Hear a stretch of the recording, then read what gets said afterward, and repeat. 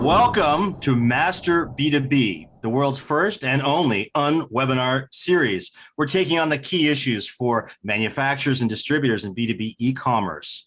My name is Brian Beck. I'm thrilled to be joined again today by Andy Hoare. Andy Hoare is one of the preeminent thinkers and advisors around e-commerce. He's a veteran of Forrester Research, 7 years running the B2B e-commerce practice there. He's the CEO of Paradigm B2B.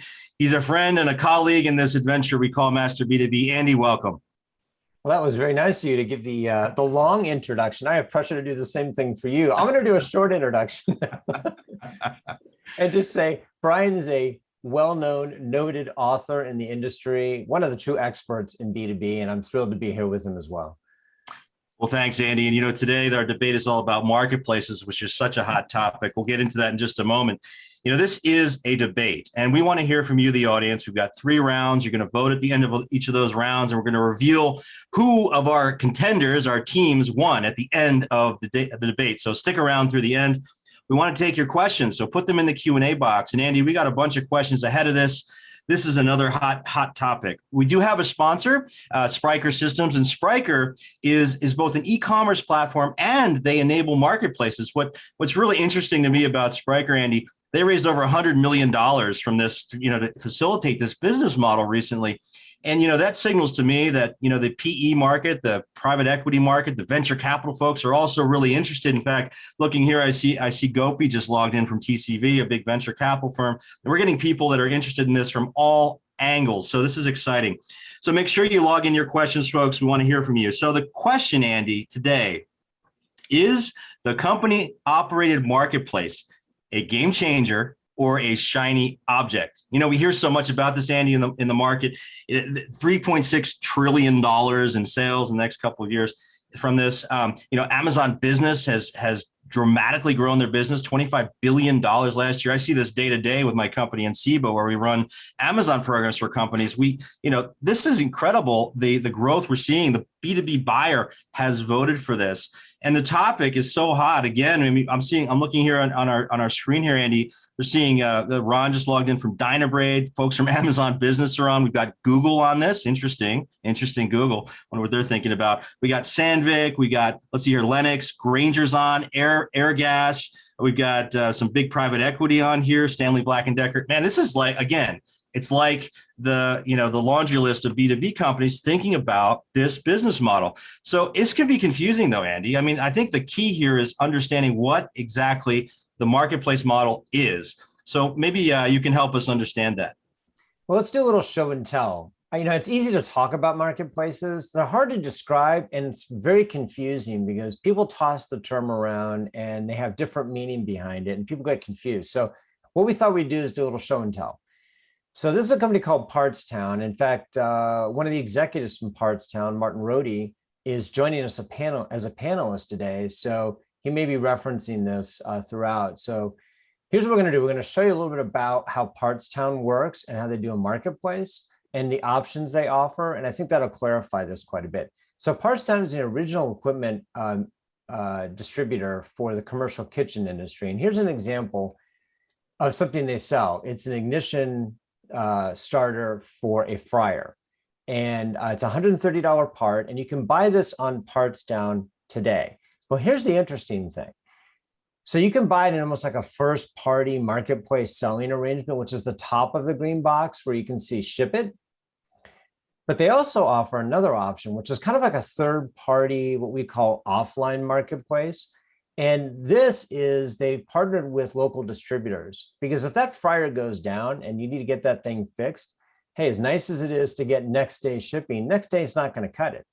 You need it right now. And so there are local distributors that Partstown has relationships with. And what they've done is listed their inventory on Partstown so that if you're a buyer, you can actually potentially get this within an hour. And so they don't carry the inventory, the local distributor does, and they just show through on the search engine. So this is what it would look like for kind of a first party selling arrangement and a third party offline marketplace. I want to show you one more example of something else that Partstown does. So this is more of an example of a pure third party or company operated marketplace. As you can see on the screen, this is a different part. This is a part for a dishwasher. And in this case, Partstown shows through online distributor options who do the fulfillment. So Partstown doesn't sell this product. They have partners that sell it, a la Amazon Business and others who run marketplaces. And you can see here of note, the price of this item is different. The availability is likely different, and they have different ratings and reviews. So this is what we're talking about when we say a company operated marketplace. So hopefully that's a little clearer for folks. But what we're going to do next actually is talk a little bit about how we've divvied this up so we can have this debate in a reasonable, rational way. So we have two teams. One team called Team Game Changer, and these are the people who believe that company operated marketplaces give sellers a new and better tool for capturing customer demand. We'll talk about why that's the case here in a moment. I'm more siding with that team for today's debate. And then for the other team, which Brian's leading, this is called Team Shiny Object. And these folks believe that company operated marketplaces are more of a distraction, maybe not worthless, but more of a distraction from proven investments. And we live in a world, don't we, where you have to make trade-offs, you have to make decisions, you can't do everything necessarily. Partstown actually offers multiple options here, but in this case, you have to make decisions about where you're going to spend your time and your money. And these folks believe that it's better spent on traditional e-commerce and general marketplaces like an Amazon, or even the emergence of some of these industry-specific marketplaces like Chamfer, which was one of the panelists we have on today. So just kind of to wrap things up here, what's driving all of this? I mean, marketplaces are really not a new concept, but what's accelerating this? Well, if I had to point to one thing, Brian, it's selection. Yeah. Insatiable demand on the part of B2B buyers, just like B2C consumers before them, for selection. And so this is some research that was done recently by Oracle and Miracle, vendors in the space, who talked about 83% of B2B companies report that B2B buyers are actively asking them for broader selection. And that number is going to reach 87% by 2023. In fact, there's kind of a crosstab within this, sort of interesting too, that 21%, I believe, are frequently or always asking about this. And that number is going to go to 41%. So that's going to double. Yeah. So there's intense interest around selection here. People want to know, where can they get more stuff? Which leads us to the big question. The one we're going to debate in a moment, and your team's going to lose on. No. Which is, should B2B manufacturers and distributors steal a page from Amazon and run their own marketplaces, operate their own marketplaces now? Yeah, the key there, Andy, is should they steal a page? And you know what a lot of people don't realize is that Amazon started with foundational e-commerce. It was years before they introduced third-party selling, a marketplace concept, as you know, as Martin will tell us. He's on our debate today. So I think it's really an evolution, and we'll make that argument from our team Shiny Object. So that was a great setup, Andy. Thank you for that. I want to bring on our contenders. We have such a fantastic group. I'm going to start by introducing the winning team, Andy. This is team Shiny Object, and this team believes that we're better off selling on our own site, on Amazon, and maybe it's more of an evolution versus a revolution.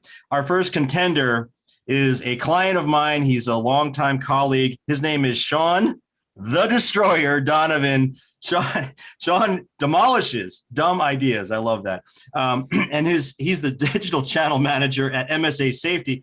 For those of you who don't know MSA Safety, it's $1 billion+ manufacturer of safety products. He believes that, you know, selling in a traditional model and through channels like Amazon Business is the right way to focus. Sean says, company operated marketplaces have a limited appeal that are generally not worth the investment. Wow, Sean, welcome. Thank you very much. Excellent. And by the way, Sean has the coolest accent in e-commerce. He's not from Texas. All right. So our next contender is one of the smartest people I know, whip smart, Julie, the Slicer Schulte. The Slicer. I love that name, Julie.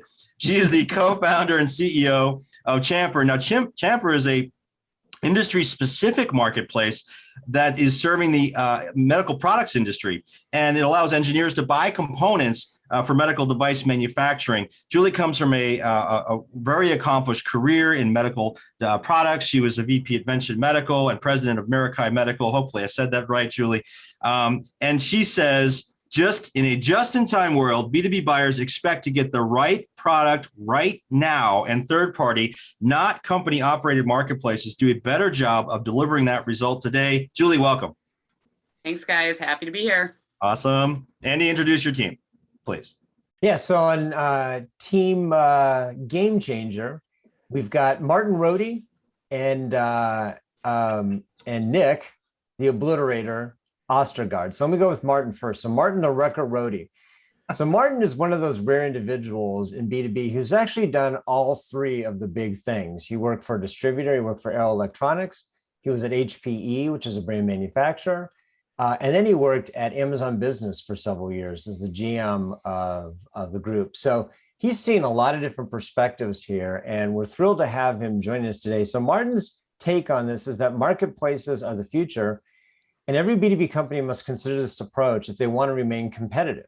And I think he has a pretty interesting perspective on this. We'll look forward to hearing from Martin. So welcome, Martin. Thanks, Brian. Thanks, Andy. Glad to be here.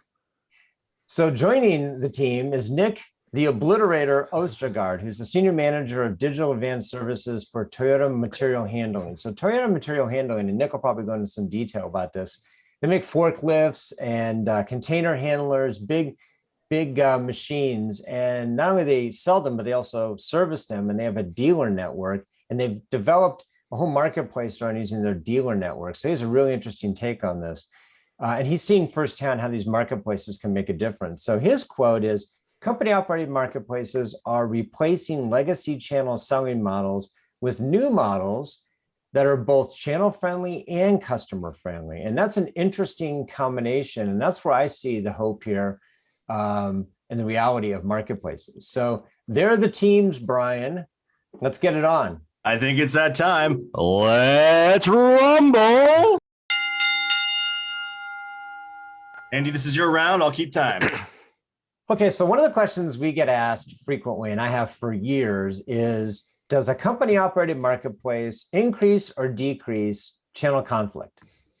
Now, a lot of people out there who say that it actually is good for reducing channel conflict. Other people say, no, it just causes more problems in the channel. So here's the question, probably the biggest question we get within the whole notion of channel conflict. It's about pricing. And in particular, do these company-operated marketplaces drive the price down to zero? Is it a race to the bottom because everybody's prices are shown? This is a frequent sort of issue raised. I want to go to Team Game Changer first here. Nick, what have you seen at Toyota Material Handling? You guys show prices like most marketplaces do. Has it been a race to the bottom on pricing? Hey, thanks, Andy. Great to be here representing Team Game Changer. Great question, one that we had to address head on early on in our process. I was given a couple of directives from our executives. The biggest one was, don't disrupt distribution. Don't piss off the dealers. Make sure that if you're doing something, you're doing it right.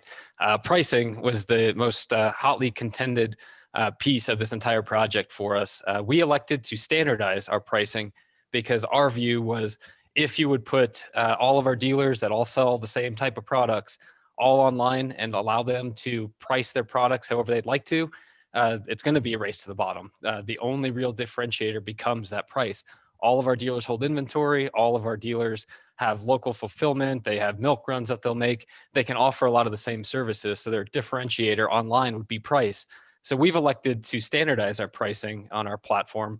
And then through the checkout process, the beauty of every e-commerce order, you have to have a ship to address. So you know exactly where that product is going.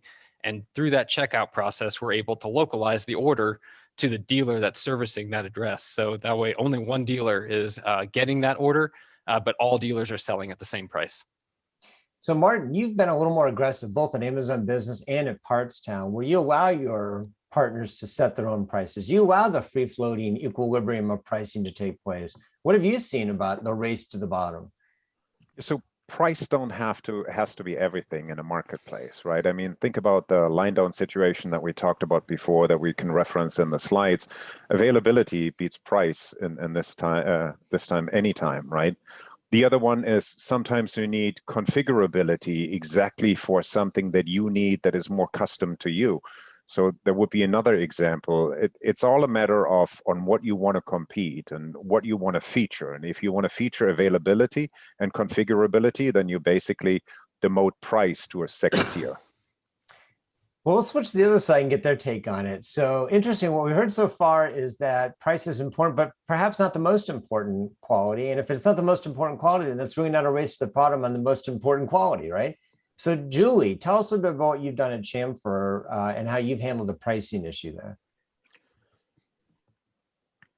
Yeah, I mean, first and foremost, price transparency is an expectation in this day and age. With digital access to a lot of things, you can Google in 5 minutes, several different options for things and compare if that's what you're looking for. I think I agree with Martin to the extent that in niche marketplaces, pricing is less of an issue because you do have more customization and configurability and things like that. But at the end of the day, the buyer is going to want to go where they've got the most options in one place and they can view everything together with the most efficient process. And that's third party versus first party for sure. Well, Sean, let's get you in here as well. What have you guys done with pricing at MSA? So yeah, pricing is, as Judy said, it doesn't have to be everything. And it's certainly, I think in a B2B environment, having consistency is more important than having the price. Having the stuff available every day when I need it is critical to any business. It's not, as a consumer, I could wait for my stuff. Yeah, it's okay. If it arrives a day late, it's not the end of the world. As a business, it's critical. It's absolutely mission critical. So that is an identifier. But I do feel, first of all, to go right back to the beginning, Nick, I don't know, my degrees in my major in English and economics told me that a marketplace or a market where you have one product or brand and you control the price isn't a market, it's called a monopoly. That I don't know. That's the way I see that. So I kind of, I see it a little bit differently. Yeah, when you have a marketplace like this, we are customers of our dealers are our customers as well. So when we're setting up our distribution, we want to do right by the end user, but our dealers offer so much more than just an online experience. They have a full downstream impact on that entire customer life cycle. So when we're looking at a B2B perspective, we're looking after the first B, which is the business that we're selling to, which is our dealers, but then also the consumer that they're selling to on the back end. Let's go with this with it. So I'm really curious. One of the other areas that I think people get concerned about in a marketplace environment is that, the channel partners just get listed like a laundry list. And, the guys with the big names are listed right next to the guys with the small names, so to speak. And what that does is the center of gravity pulls the big names down to the small names and the small names up to the big names. Well, I think the small names love that, right? They get to be associated with well-known brand names who have spent, billions of dollars developing that brand equity. But what do you say to the big brand names that are listed next to the small brand names that are worried about getting commoditized and, for lack of a better characterization, dragged down in a big list? Let's go with Martin on this one. I'm sure you faced this one at Amazon Business. What did you tell the big brands? And what do you tell them now at Partstown about being listed with lesser brands? I'll take an example from my days at Hewlett Packard. So if done right, I think you can actually do the opposite, and the manufacturer can lead the marketplace and can drive the channel business in the following way. If you have a big brand that you get a lot of traffic to, we all know how valuable traffic is to a marketplace or to a website in general, then you have that traffic, but right now you're not converting it to an online transaction, and your customer tells you, I want to do online business. Right? So if I get that traffic, I facilitate a marketplace, and I actually now digitally enable my sellers by building that marketplace and enable them to list their inventory. Then I brought them into the 21st century with the brand that comes with me and the traffic that comes with me. So to me, that's kind of, sometimes I look at it as an obligation for the manufacturer to bring that channel with them in today's world. Nick, do you want to weigh in on this one? Yeah, I totally agree with what Martin said. And, from my perspective, Toyota is the big brand. So we're bringing in the traffic. We're the well-known brand, and we want to drive those sales through our distribution, through our dealer network. So we leverage our brand equity to attract the consumers and attract the traffic, and then we connect them to their local dealer through the online transaction. So in the interest of time, let's get Julie just weighing quickly on this one. I think we talked about this once before. You said the buyers get what the buyers want, right? I mean, if they want to see this, exactly where I was going, Andy. Exactly. I mean, you have to be where the buyers are. And, if you can't play in that space, then you're not going to have the network expansion. You're not going to have the new opportunities. And if your name brand is that big, they're going to pick you if you've got the offering that the small ones do. That's just the reality. So again, third party, big names should be there. Absolutely. Yeah, we could Andy, probably we're on spend days time. on this one. So Brian, let's go. But I think in the interest of time, let's go to the poll question. All right, let's go. All right, so simple question. Does a company operated marketplace increase or decrease channel conflict? I mean, we've heard both sides of the debate. I think it was fascinating. Again, we could probably talk for hours about this, but it's a pretty simple question. If you think it increases channel conflict, then you're probably opposed to the idea of a marketplace. If you think it reduces channel conflict and actually streamlines things, and then you're on the right side of this. I mean, you're for marketplaces. Right. Well, I think manufacturers use it as a way to avoid channel conflict, which I think, as Nick said, to me, that's no offense, Nick, but it's delaying the inevitable, right? Your customer wants to buy from you, Nick. They want to buy your products directly from you. This is a way for you to, kind of provide value to the dealers, but really it's kind of like a store locator or a branch locator in many ways. I think the key, though, to me, Andy, on this is really about differentiation. Jason Hine asked a good question from Bloomreach ahead of this. He asked a question about, with all these marketplaces, can they really differentiate, right? And how do they differentiate other than just price? That was the topic of our last piece. And to me, distributors have actually more of an opportunity here to layer on their industry knowledge on top of a marketplace model. It's kind of like what Martin's talking about, right? And the examples we showed in Partstown. It's about layering on additional value. He showed at the beginning, Andy, that, being able to quickly source or same day pickup, that sort of thing, that to me is additional value. But the distributor, to me, because it's that broad assortment, that's why the customer comes to them. This model is a way for them to potentially offer more value. So I think it's not and shouldn't be about a race to the bottom on price. And frankly, that's true of third-party marketplaces too, like Amazon. If you're doing it right, you're controlling your presence there, Andy, it shouldn't be a race to the bottom on price. So well, and I just that's my thought.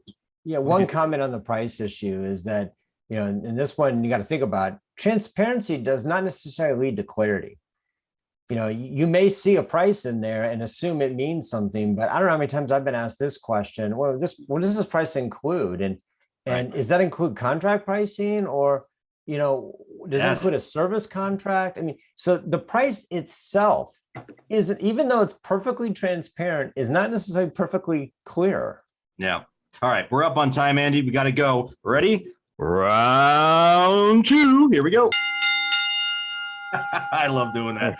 All right. Round 2 is mine, Andy. Would you just do me a favor and keep time, please? Our question in round 2, is there a place for a company-owned marketplace when general marketplaces, company operated, when general marketplaces already exist, those like Amazon and Alibaba and others?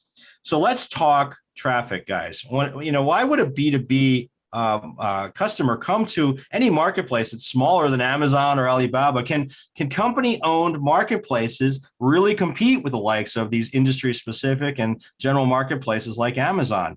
And I'm going to go to Team Shiny Object here first. And Miss Julia Slicer, I want to ask you the question. What do you think? I think there is the possibility to compete if you have a niche, or again, sort of a complex offering that can't be found, in the general masses when you talk about Amazon and Alibaba and those. However, what we're seeing is those niche marketplaces like Champer, which focus on a subset of the industry, a very specific industry, but have a third-party marketplace in and of itself.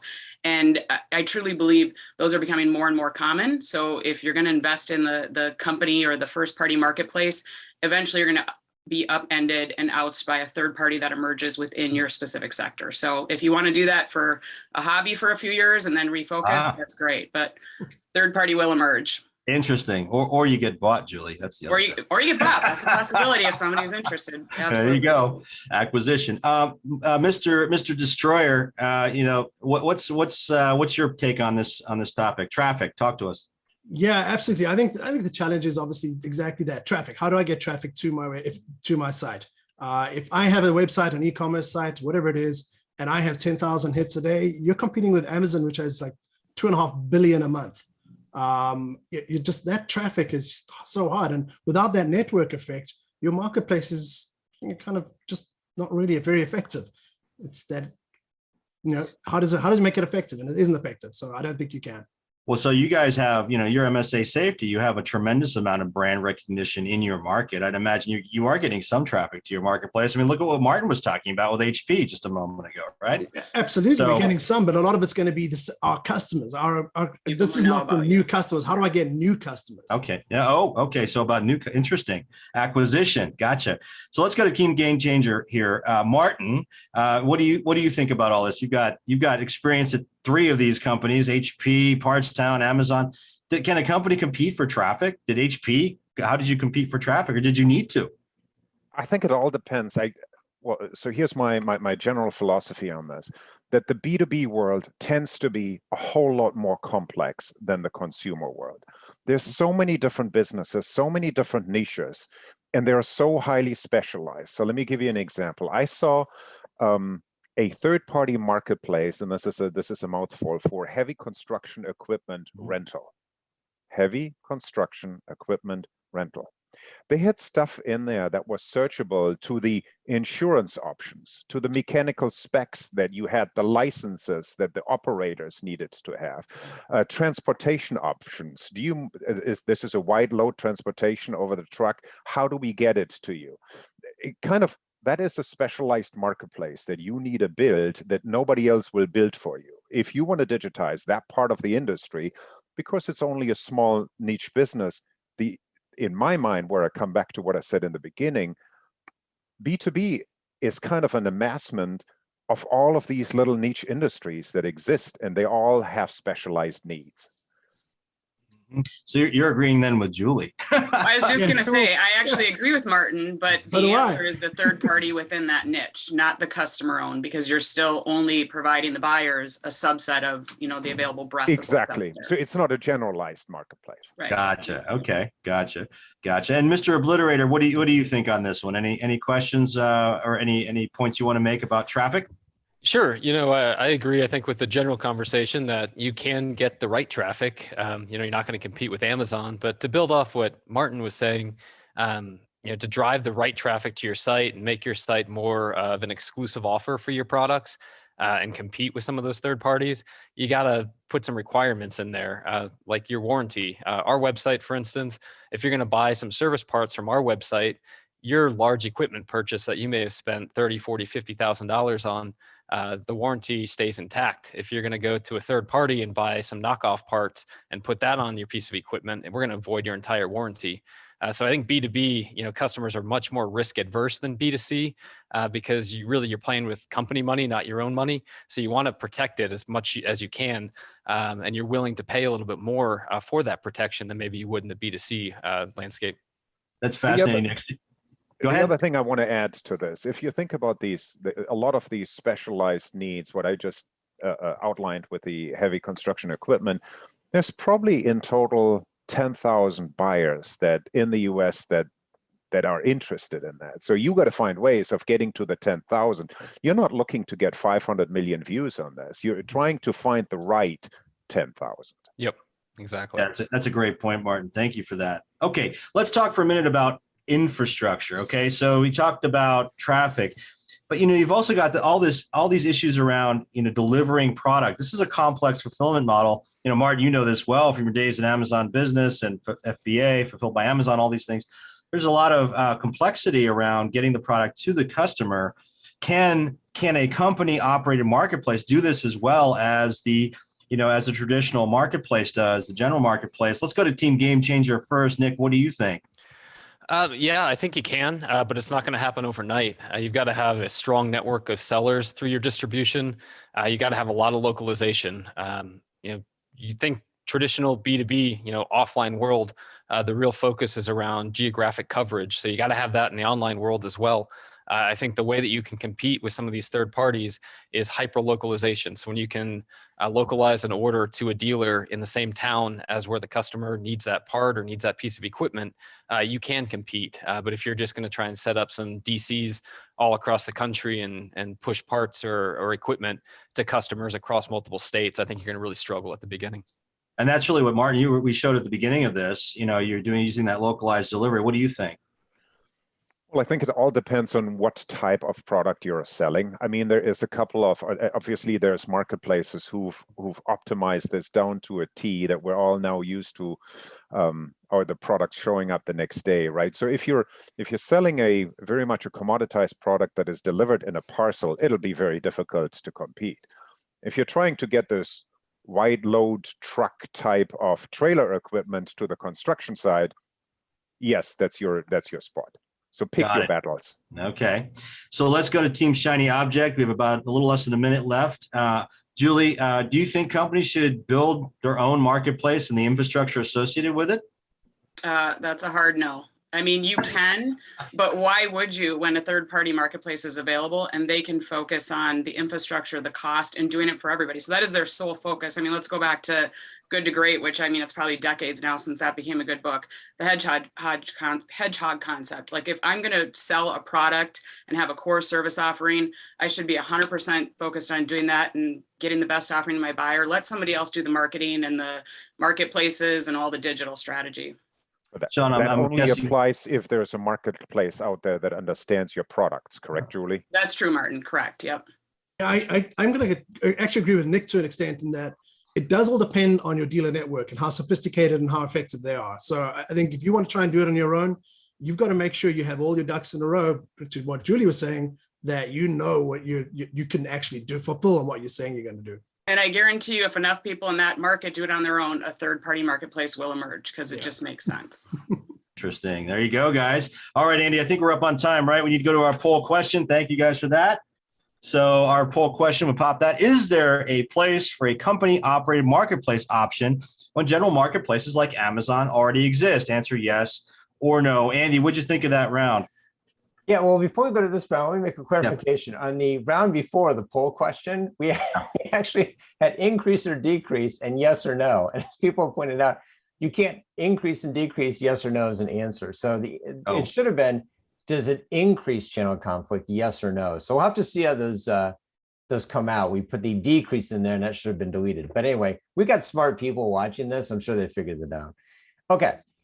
So, can you have a company operated marketplace when general marketplaces exist? I mean, I think one thing right away is it depends on who you're talking about. Martin made a great point. He said, you want to get the right 10,000 people, right?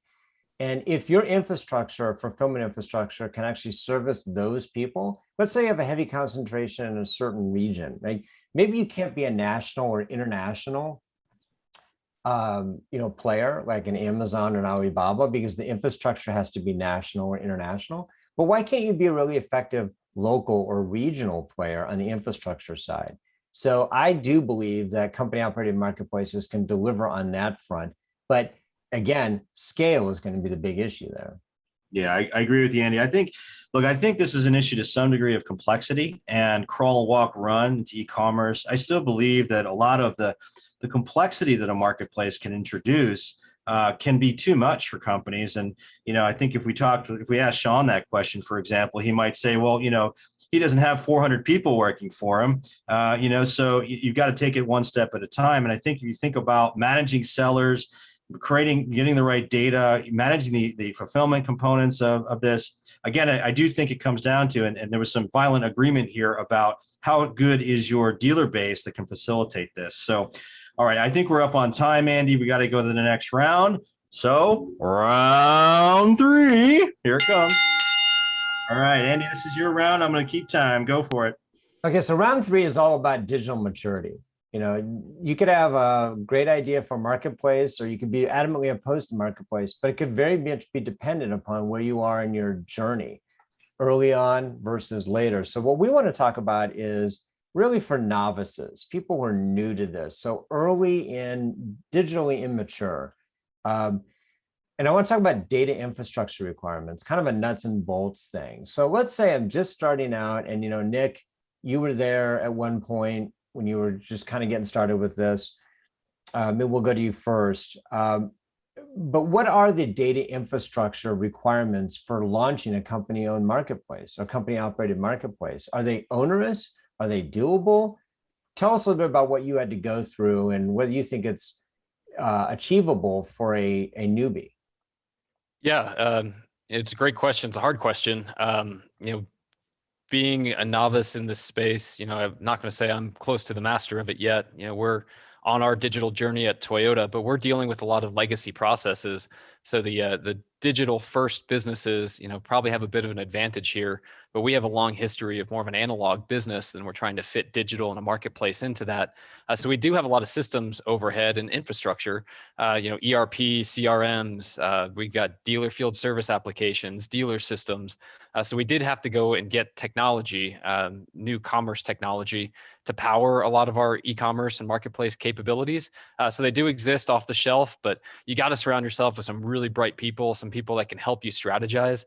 I think before you even get into data infrastructure, you've really got to determine what your strategy is for your marketplace. If it's just to put stuff up online and sell it, that's one strategy. If it's deeper than that, we employ like an omni-channel type strategy. So we use these transactions as lead drivers to our dealers to build relationships with new customers.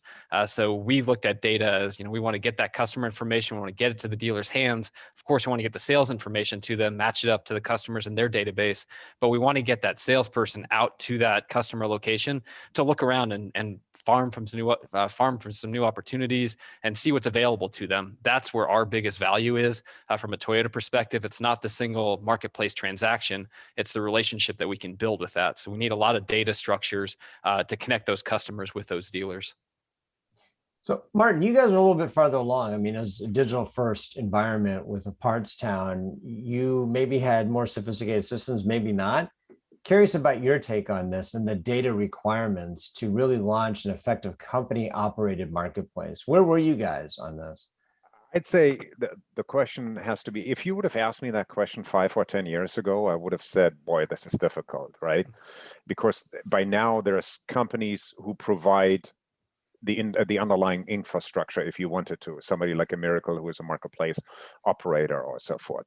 But at the end of the day, I think it comes towards what is your commitment? If you as a company are committed towards doing this, then you got to put the right resources in place.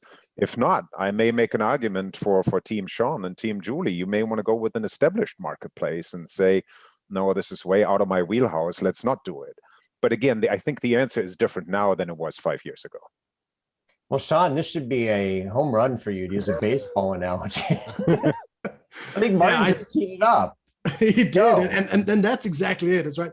If you're not committed to this and you don't have the deep pockets that Toyota has or other people have, this is going to be a struggle. It's going to be a huge struggle. And if you're a novice in this, I'm a fairly novice at this, and I wouldn't want to tackle it. I've got way better things to spend my money and time on, and they're going to generate a much better return than going down the marketplace path. Julie, anything you want to throw in on this? No, I think Sean's spot on. The risks, in most cases, the risks outweigh the benefit. And I've been doing this for almost 20 years now, and I would still consider myself a novice because it changes daily, right? The game changes daily in terms of Google rankings, in terms of how the buyers are using the expectations, what they're looking for. So let's leave it to the experts. Okay.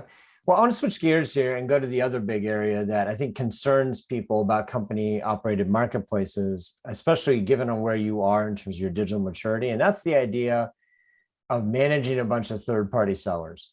I think we've got 4 real experts on this Zoom about that very issue. So, can this be something that can be done over a reasonable period of time, especially if you're starting from zero So let's go to Martin. You've had a lot of experience with this, managing third-party sellers. I suspect it's like herding cats or getting kids to do things they don't want to do sometimes. Great analogies, great analogies. Tell us So what you think about this. I think there's a number of different approaches. The one that Nick outlined or that I experienced at HP, where you go to your own network, which is kind of, it's a third-party seller acquisition light, right? Because you already have an existing relationship with them. In other places or in other parts, I could argue the more specialized you are, the more you know your industry, and the more you actually have access to the people who really would make a difference in the marketplace. I think the key question that you got to ask yourselves is, how likely is it that somebody else will look at me as a competitor or as a partner in all of this, right? Or we get increasingly into a multi-channel environment where I don't only sell in one spot, I sell in 15, and maybe it's okay for somebody to sell on my marketplace as well. I think that's a couple of the key questions that folks have to ask them before they get involved. But the one thing I can tell you is not to underestimate the seller acquisition and then the seller enablement, because it is a lot of heavy lifting, and you got to take often non-digital information and make it digitally available. You got to help your channel listing these things, even pictures and so forth, not to be underestimated. Again, it boils down to what's your level of commitment. If your commitment is, then go ahead. Sounds easy, Sean. Yeah, walk in the park. Well, Nick, let's go to you quickly on this one, because you had, I'm sure it wasn't as simple as you told your dealers, hey, this is what we're doing. Everybody on board? Yes. I'm sure it wasn't that simple, even though it benefited them, right? What did you have to do to get your third-party sellers, your dealers on board with this? Yeah, you got to be leading change. When you're doing something like this, you're disrupting ways that they've done business for centuries sometimes. And we've got some dealers dating back to the very early 1900s. And we're disrupting that. And that gets a little bit scary. So you've got to drive change. I found that you drive change through transparency. When you're straight with them, they tend to be pretty straight back with you. It's a process. You want to make sure that they know your intent. They know what you're driving to from a strategic standpoint and how they fit into it. If you don't involve them in the process, they feel really cut out. And that's when they start to feel like, oh, the big brand's going to come over my head and start selling directly, when that's not the intent at all. So I think clear communication, transparency, and like I said, being straight with them, they'll be straight with you. Yeah, and clearly you and Martin have figured out how to do this. So Sean, tell us why they're wrong. It's kind of like trying to push a piece of string, right? I just don't know why you would go through the effort of doing that if you don't have the money. There's just so many better things I could be spending my time with. So I get it. It makes sense. But if you really want to push a piece of string, yeah. Well, Julie, last word on this one. Last word. Okay. I think it goes back to what Sean said in the beginning. A company operated marketplace isn't really a marketplace at all. It's, a vertically integrated supply chain with an e-commerce store. And there's a million reasons why the third party marketplace provides bigger benefits to both the buyers and the sellers. Wow. You guys were no holds barred today, weren't they? They were. One close. Well, that's the point of this. That's right. We wanted the debate. We wanted you guys to weigh in and throw some punches, and we think you did a great job of it. So, Brian, I think it's time to go to the poll question. Yeah. Well, let's get to the poll. Is a company this time a yes or no question? Yes. Thank you. Is a company operated marketplace a viable option for B2B sellers who are just entering the digital selling space? Yes or no? So what we heard was it kind of depends, but we have examples of companies that have actually made it work, and I don't think either Martin or Nick would look back and say it wasn't worth it. So clearly they're on board with it, but Sean and Julie feel a little bit differently. Yeah, no, I think and Girish actually weighed in. He said something. He said, I think it's not one size fits all. It's really about product categories and portfolios.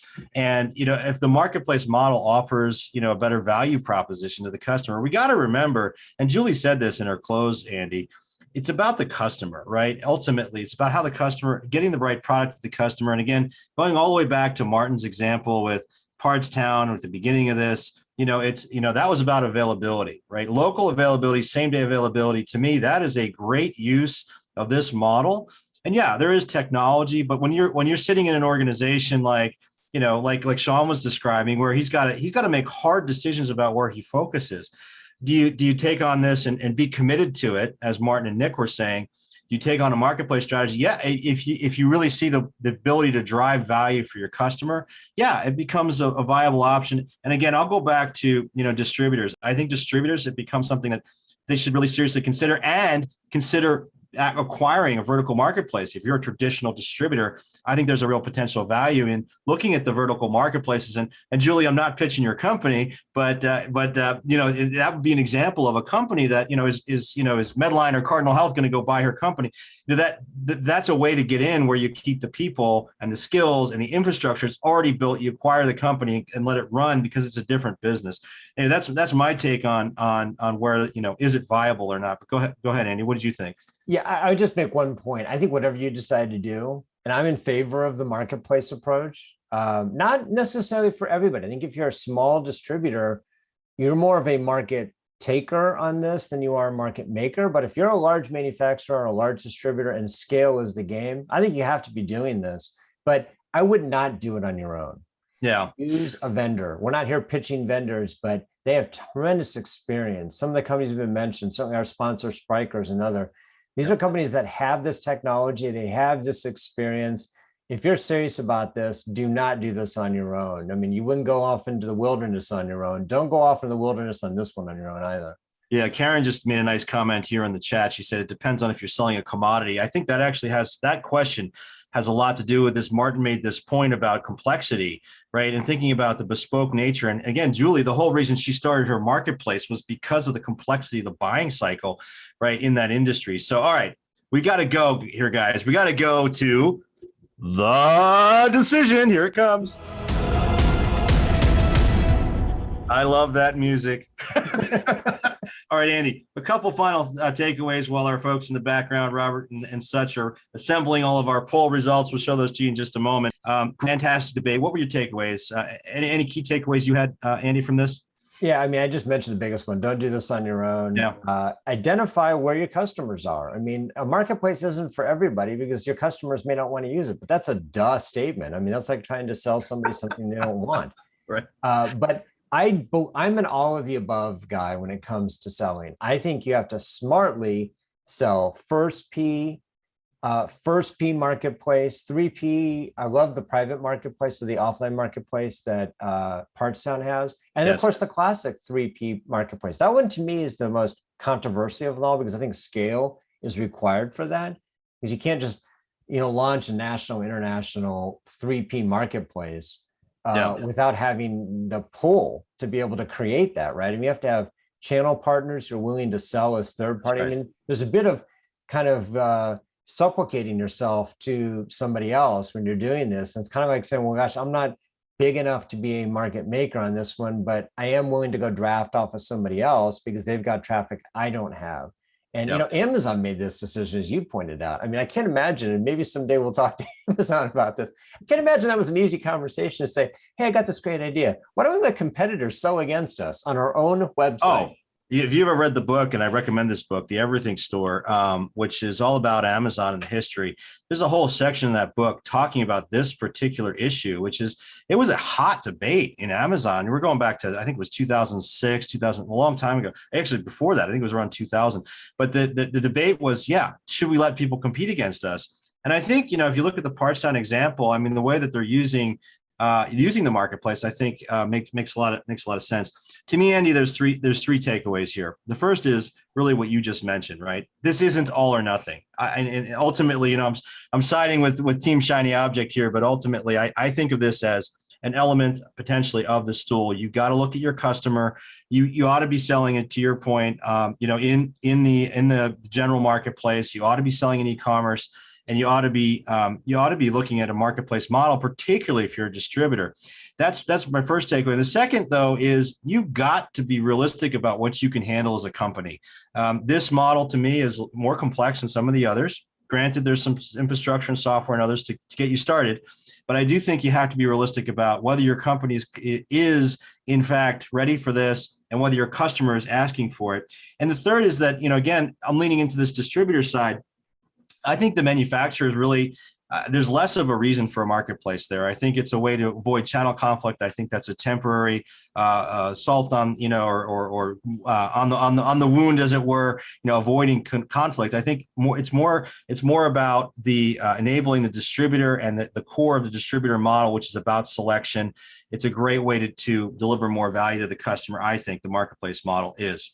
So that's one thought on this one. Yeah, though? go ahead, Andy. Go ahead. Around the marketplace and manufacturers in particular. I did some research a couple of years ago when I was at Forrester. It was called A Brand New Day. Yeah. And what I found was that 40% of B2B buyers, I should say, said that manufacturers should sell direct because they want them to. And then half of them, or 20%, across multiple industries, right? It could be different in various industries, but 20% of all B2B buyers said they'd be willing to pay a premium, right, for the ability to buy directly from a brand manufacturer. That is classic research. It's still valid today. And it argues for, I think, a brand manufacturer centric client. It's somebody who wants to buy directly from a brand, and they are willing to pay a bit more for it. I call it the halo effect. They see some value in buying directly from these guys because it's not their money, and they don't mind paying a penny more for that fastener if they know it's coming directly from the source. So for manufacturers out there contemplating this, consider that you have people who want to buy from you, and you're missing a chance if you're not selling to them directly. Now, but take that argument to the ultimate conclusion. I'm a distributor. I'm going to go sell my product on the manufacturer's marketplace. Andy, the manufacturer is going to realize, hey, wait, this customer wants to buy from me directly.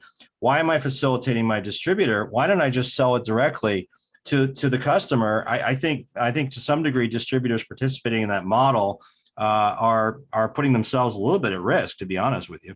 But what do we hear? You got to be where the customers are. Well, I hear that. So look, this isn't an easy question.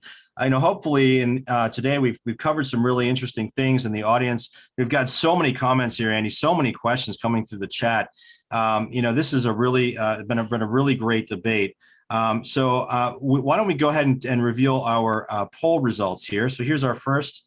Let's see what it says here. Round one, does a company operated marketplace increase or decrease channel conflict? No so we did a little math behind the scenes here. We said decrease. Thank you, audience, for telling us our question was wonky. Thank you. Andy wrote that one, by the way.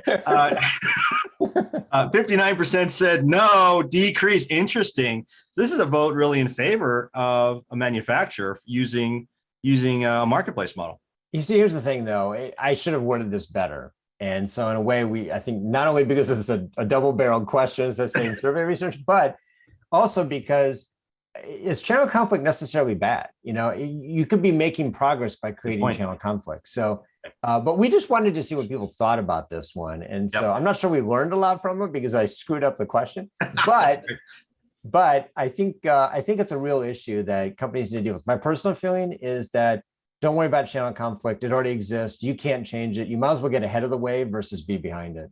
That's right. Let's go to round two question. Is there a place for a company operated marketplace option when general marketplaces already exist? Yes, 82%. Wow. All right, Team Shiny Object, we got our butts kicked on that one. But you know what? The question is when and where, right? And I think what we heard was, hey, it's not never. It may not be. It might not be right now. I would argue it should be now because I think in general, B2B companies are operating behind the curve on these things. And the buyers know what they want. They're already in marketplaces because they're all B2C consumers and they've done it. Yep. So I think companies should give a long, hard look at doing a company operated marketplace, as long as they can generate the scale and the volume and they have enough channel gravity to make it happen. All right, let's go to three. We're coming up on time here. Is a company operated marketplace a viable option for B2B sellers who are just entering? Interesting. Team Shiny Object, we won one here, barely. 51% no to 49%. Andy, surprising? You know what? I think this one requires double clicking because I think it depends on what industry you're in. I think it depends on how far advanced you are. And by the way, what's the competitive posture? You may be just getting into this, but your competitors may be far more advanced, in which case you don't have an option. You've got to get going now. Guys, thank you so much. This has been a great session. Andy, this has been a really fun one. I think our most fun yet. Thank you for joining us. Yeah, thanks, everybody.